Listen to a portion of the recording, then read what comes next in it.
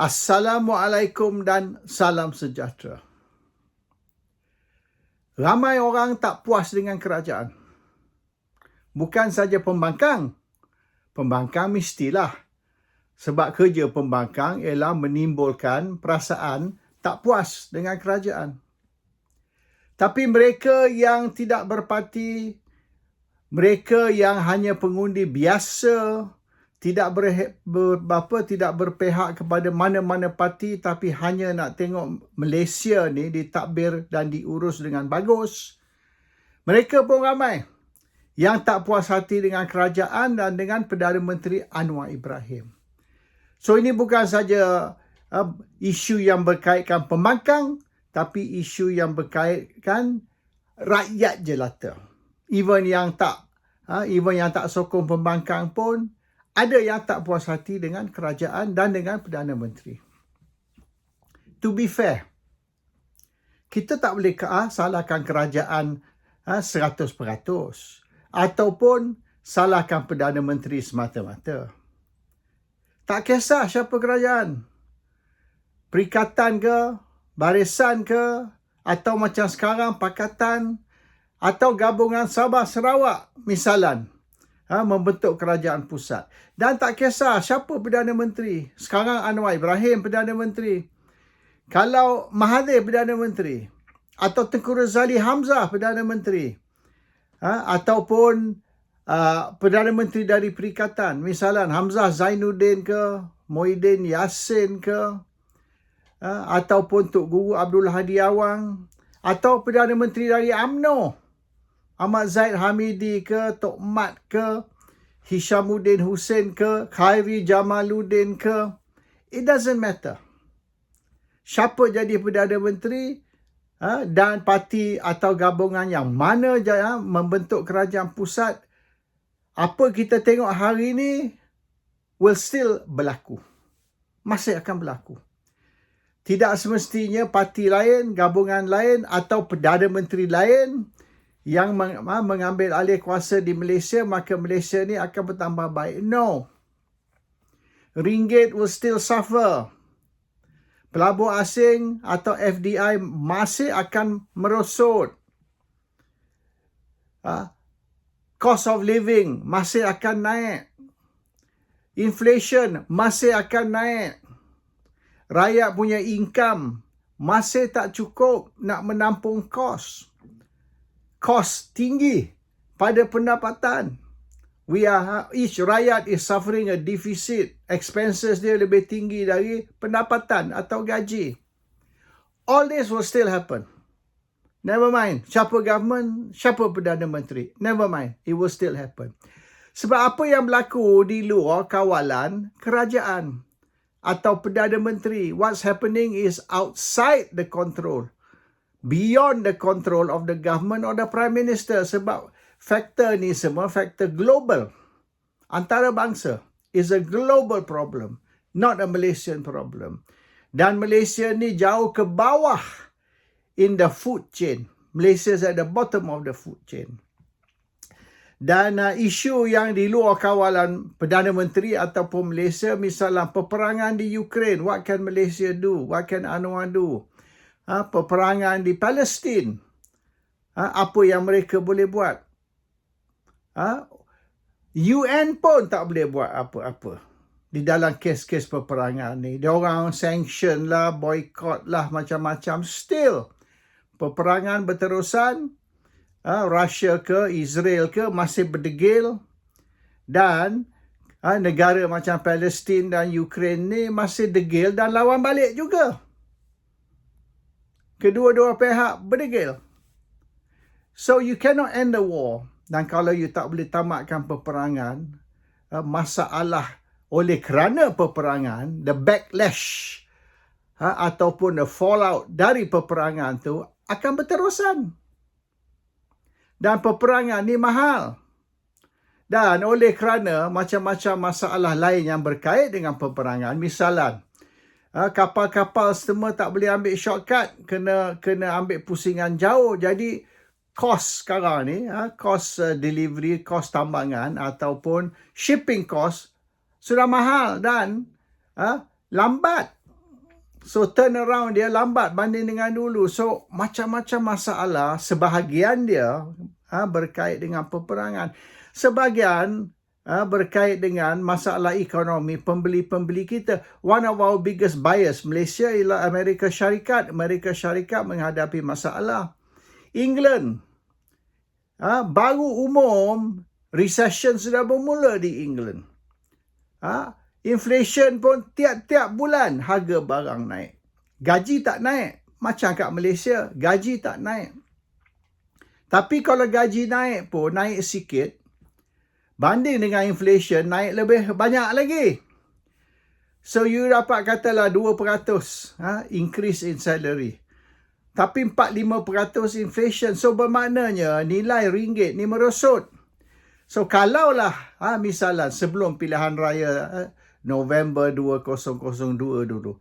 Kalau sebelum pilihan raya tu you ada RM1,000. Hari ini oleh kerana inflation tu satu, nilaian ringgit merosot satu lagi, dan oleh kerana kekurangan bekalan ataupun harga bekalan bertambah tinggi, price increase disebabkan macam-macam faktor.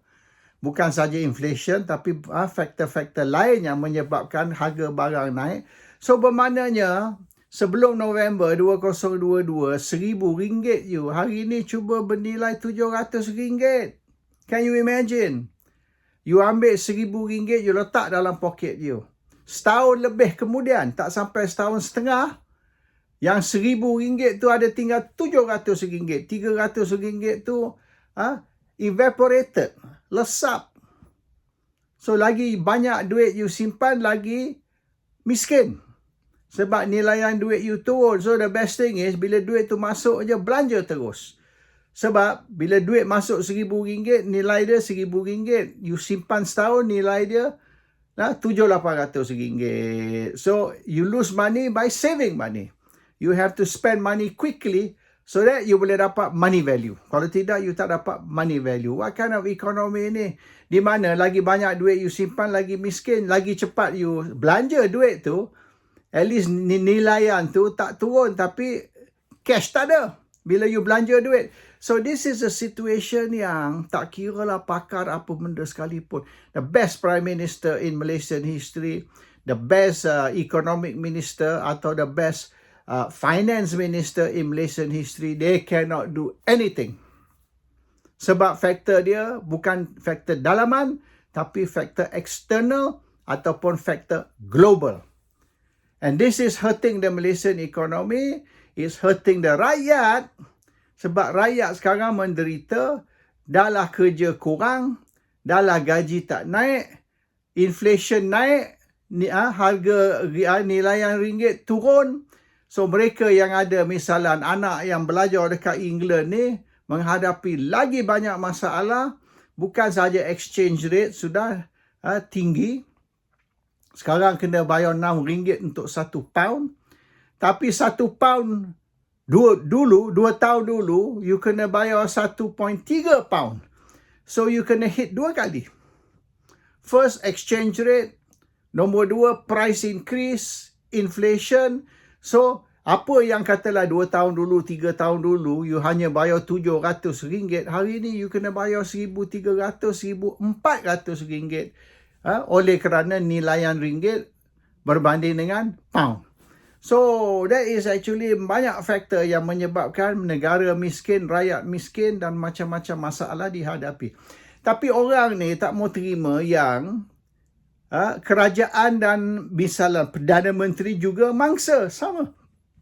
Kerajaan pun mangsa, Perdana Menteri mangsa, sama macam kita pun mangsa. So maknanya kita tak salahkan sesiapa. Cannot. Bila kita susah, kita nak salahkan seseorang. Kita tak mau kata kebodohan kita yang silap dan sebagainya. Mesti ada orang yang menyebabkan masalah saya.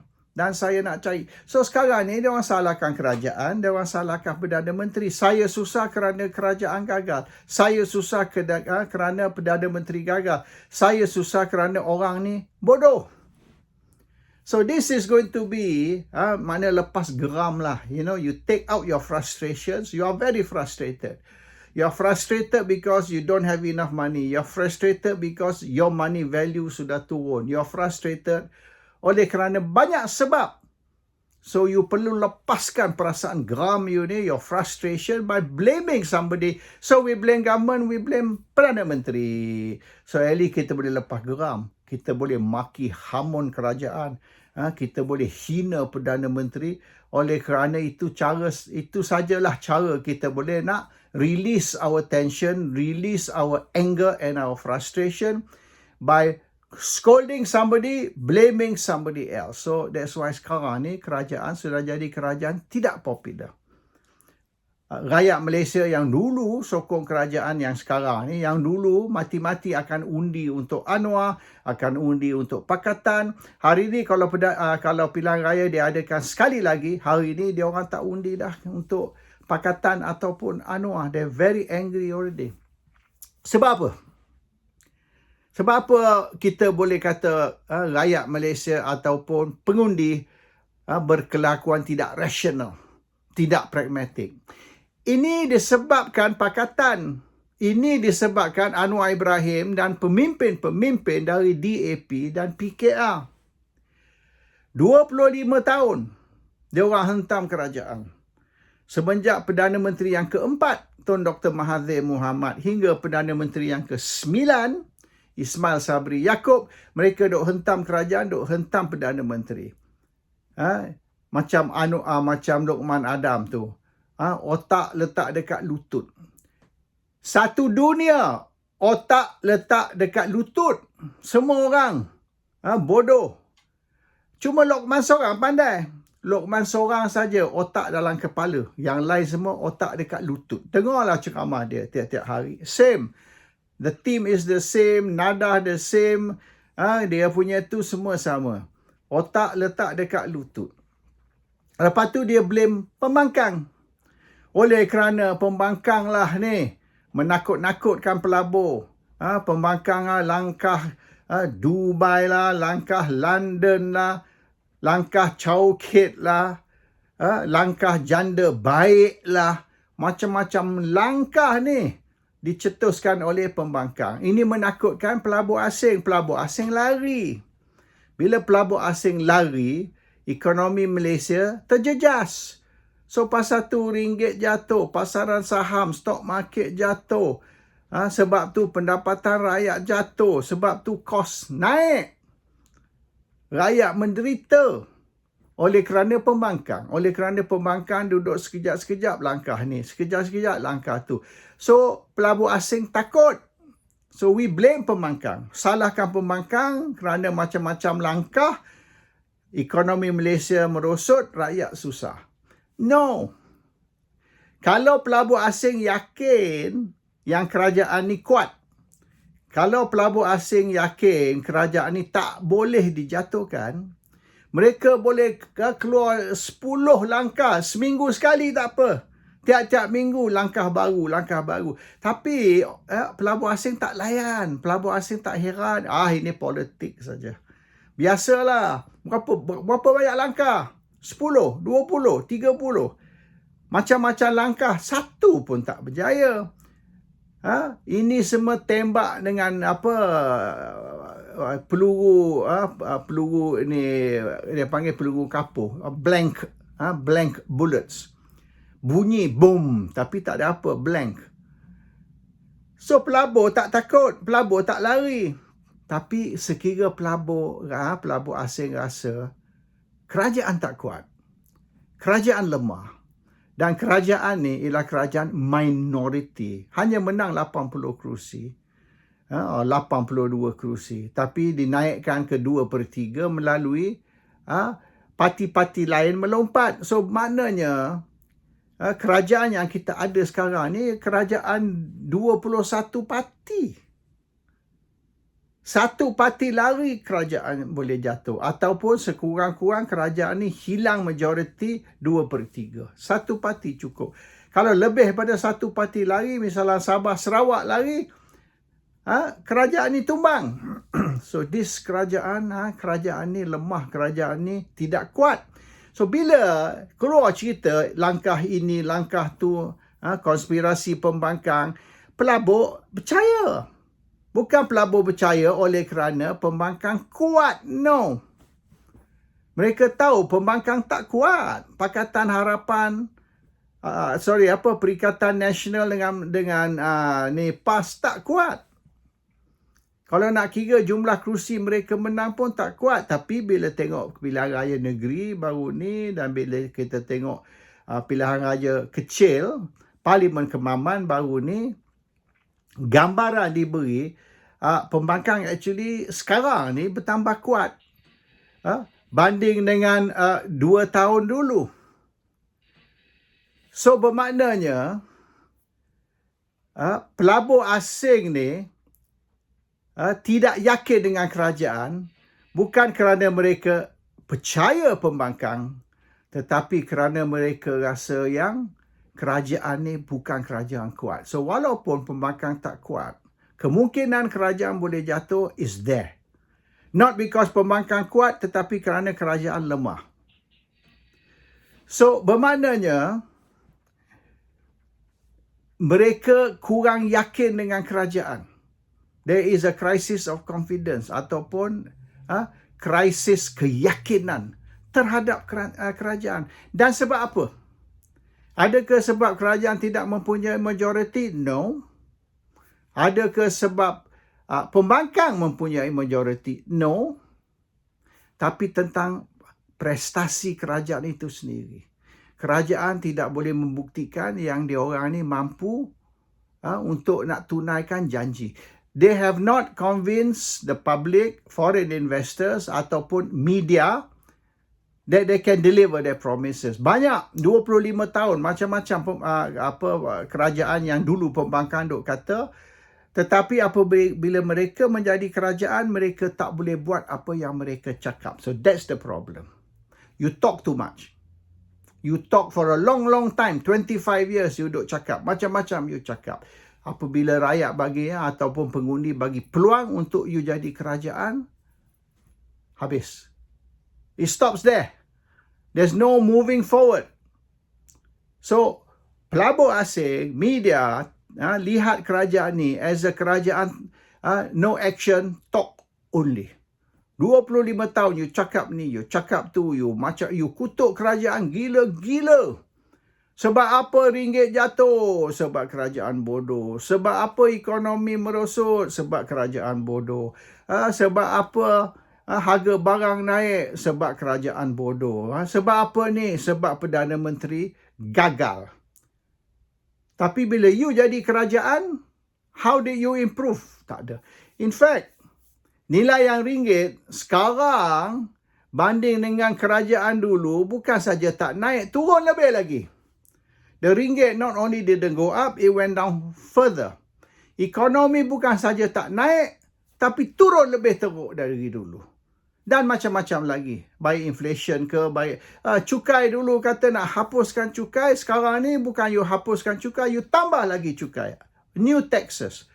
So when this happens, and then, media antarabangsa buat analisis dan, mengkritik kerajaan. Jadi orang yang baca ni, orang yang dengar kritikan terhadap kerajaan kata betul kak. Dulu masa nilaian ringgit sekian-sekian banyak, you condemn kerajaan bodoh lah, Perdana Menteri tak pandai lah. Tengok nilaian ringgit ni turun ke harga sekian-sekian. Bila you ambil alih, you tak mampu naikkan balik ringgit. Ringgit jatuh teruk lagi. Worse than before. So this is the problem now. And the main issue is here, confidence is based on perception. Keyakinan bergantung kepada persepsi. Bila persepsi tu negatif, keyakinan tu hilang. People lose confidence because the perception is, you tak mampu, the perception is keadaan sekarang lebih teruk dari sebelum you ambil alih. It's worse. Before you not so bad. Walaupun you kutuk lah, you condemn lah, you cakap macam-macam terhadap kerajaan, you hina Perdana Menteri, tapi bila you ambil alih, it didn't improve, it became worse. That's one. And most important, perception ni, you perlu, you kena pandai main perception. You have to be very clever at this perception game. how you play the perception game. Supaya even though negatif, orang tak nampak sebagai negatif. Sebab orang faham, benda ni not your fault. Benda ni tak ada orang boleh buat. Nobody can do anything. Tak kisah siapa kerajaan, tak kisah siapa Perdana Menteri, nobody can do anything. Kita tak boleh salahkan awak. We have to support you so that give you time now. Bagi masa untuk you untuk memulihkan keadaan semula. Give you time to improve the situation. Bukan condemn you, bukan suruh you letak jawatan dan sebagainya. But the perception, you have to manage. You have to make sure the rakyat tahu, yes, keadaan ni teruk. Lebih teruk dari dulu. Tapi bukan salah saya. And it doesn't matter siapa ambil alih. Hari ini you tukar kerajaan. Hari ini you tukar Perdana Menteri. Keadaan tidak akan bertambah baik. Because it's not the government's fault, it's not the Prime Minister's fault. So that is the perception you have to create. The perception that walaupun negatif, it's not your fault and you perlu bagi masa untuk Perdana Menteri dan kerajaan untuk nak change the situation dalam 3 tahun. You kena bagi 3 tahun hingga pilihan raya akan datang. Sebelum pilihan raya akan datang, you akan tengok the improvement. Dan bila you mengundi, you boleh fikir, kerajaan ni bagus ke tak bagus? Next election, 3 tahun lagi. Atau 3 tahun setengah lagi. But, orang yang sepatutnya play the perception game, orang yang sepatutnya handle the perception, and how to turn a negative perception into positive. Semua bodoh. Kita ada orang macam Lokman Adam misalnya, cakap banyak tapi dia cakap tu inconsistent. Dulu dia cakap hitam, sekarang dia cakap putih. Benda yang dia condemn, sekarang dia kata bagus. So bila orang macam Lokman Adam, orang tak ambil kira. Mungkin apa Lokman Adam cakap tu betul. Tapi kerana Lokman Adam, dia punya image tu, dia punya reputation tu negatif. Bila dia buka mulut aja, sudah Lokman. Tak payah dengar, tak apa. Kalau Lokman angkat kertas putih, tunjuk you sekeping kertas putih dan dia kata, ini kertas putih. Sudahlah, saya tak percaya. Walaupun betul lah. Lokman angkat kertas putih, orang tak percaya sebab orang tak yakin, tak percaya lagi kepada orang macam Lokman. Dan mereka yang sewaktu dengannya. Kita ada Jcom. Jcom buat apa? What's Jcom doing? Adakah Jcom ni keluar untuk berhujah atau berdebat atau menyampaikan dia orang punya opinion ataupun analisis dengan cara intellectual, dengan cara intelligent, dengan cara mature? Tak ada. Apa budak-budak Jcom buat? Pergi tengok dalam internet, TikTok ke, Facebook ke. Dia orang ni duk hentang PAS. Kerja dia siang malam hentang PAS. Haji Hadi ni munafik lah. Haji Hadi ni lah tonggang agama lah. Haji Hadi ni keluar dia punya ni fatwa atau dia punya what do you call it, this kafe-mengkafe punya isu. Ini semua Haji Hadi. So Haji Hadi ni merosakkan perpaduan orang Melayu. Haji Hadi ni merosakkan image Islam. Haji Hadi ni memecah belahkan orang Melayu. Yang you don't attack Haji Hadi tu apa hal? Haji Hadi Presiden PAS. Dia bukan Setiausaha Agung Perikatan. Dia bukan pengerusi perikatan. He's not Prime Minister in waiting. Kalau kerajaan tumbang, perikatan ambil alih sebagai kerajaan, bukan Haji Hadi yang akan jadi Perdana Menteri yang ke-11. No. He's only the President of PAS. Itu aja. Tapi banyak masa terbuang untuk serang Haji Hadi dan bangkitkan cerita 40 tahun dulu. Cerita kafe-mengkafe. Cerita ni, cerita tu. Itu cerita semua sudah expire. Dia cerita pasal keburukan PAS. Keburukan Haji Hadi.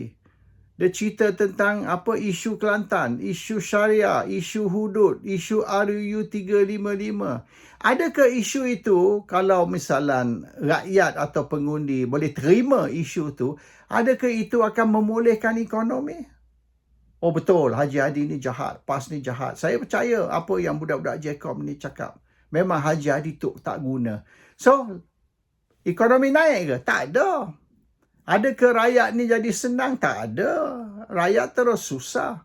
So, even JCOM, dia orang punya war ni, perang saraf ni, dia orang punya serangan ni, is directionless. You bunuh Haji Hadi pun ekonomi tak naik. Masalah kewangan tak bertambah baik. So, why buang masa nak attack Haji Hadi? What do you get? What do you achieve?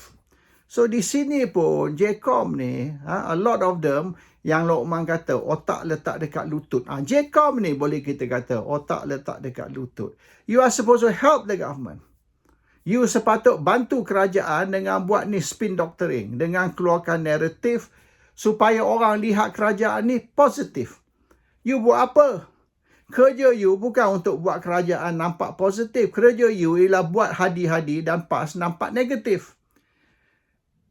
Tak kisah negatif betul ke tak betul sekalipun. It's not going to change the economy. It's not going to change the well-being of the rakyat. So di sini ni, lagi banyak dia orang bersuara, lagi orang marah. So sekarang orang duk timbul balik cerita 25 tahun. You duk cerita, you duk bangkit cerita 40 tahun. 40 tahun Haji Hadi, 40 tahun PAS. You bangkit balik cerita 40 tahun tentang negatif Hadi dan PAS.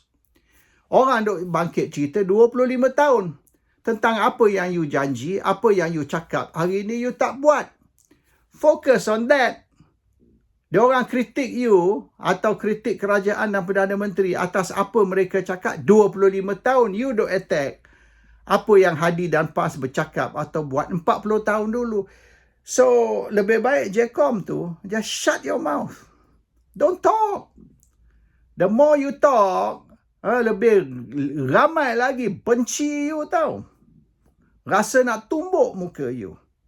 Dia orang tak sayang kerajaan. Apa yang you buat tu, dia orang lagi benci kerajaan. So the more you talk, the more damage kepada Perdana Menteri dan kerajaan. So this is the problem. Orang yang sepatutnya handle war, perang saraf, ataupun mengeluarkan naratif untuk nak bagi orang yakin dengan kerajaan, tak buat kerja. Sebaliknya, mereka buat kerja yang lebih membuat rakyat lebih benci kepada kerajaan. So what are you trying to do? How is the people going to have confidence in the government apabila you punya propaganda machinery pun tidak cekap dan banyak buat kerja bodoh?